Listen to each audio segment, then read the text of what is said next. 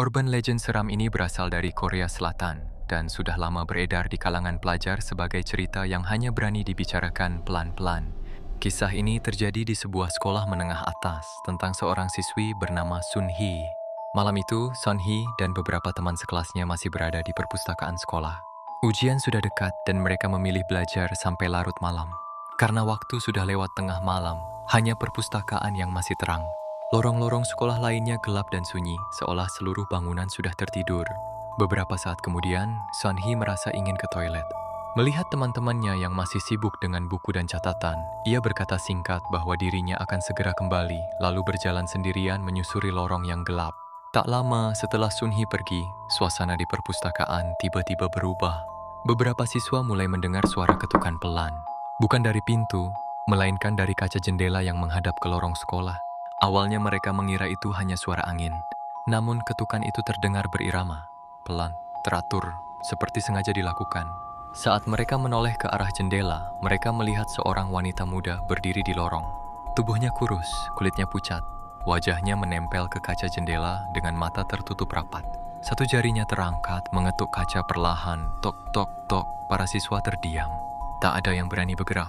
Lalu tanpa peringatan, wanita itu membuka matanya. Bukan tatapan marah, bukan juga tatapan kosong.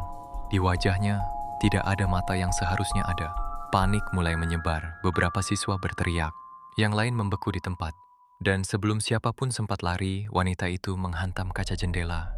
Suara pecahan terdengar, lampu perpustakaan padam seketika. Kegelapan menyelimuti segalanya, sementara itu Sun Hee berada di toilet sekolah. Ia sedang mencuci tangannya di wastafel saat lampu di toilet tiba-tiba mati. Sun Hee terdiam sejenak, mengira listrik hanya bermasalah sebentar.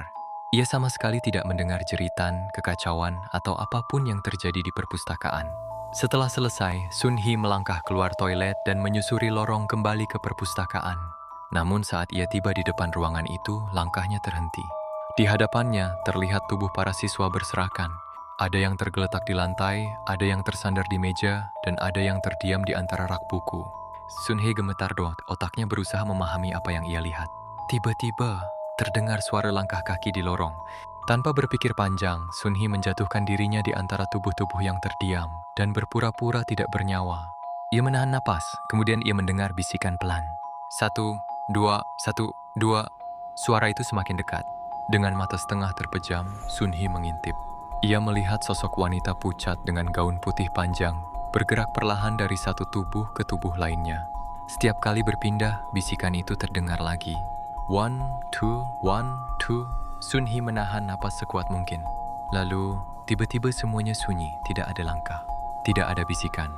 Setelah beberapa saat, Sun Hee mulai yakin bahwa sosok itu telah pergi.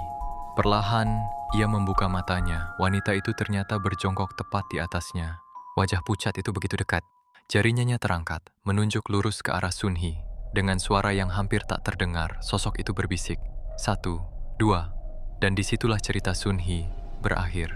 Hingga kini, urban legend ini dipercaya sebagai peringatan bagi siswa yang belajar terlalu larut malam di sekolah. Karena menurut cerita yang beredar, jika kamu mendengar bisikan 1, 2 di lorong sekolah yang gelap, jangan pernah menoleh.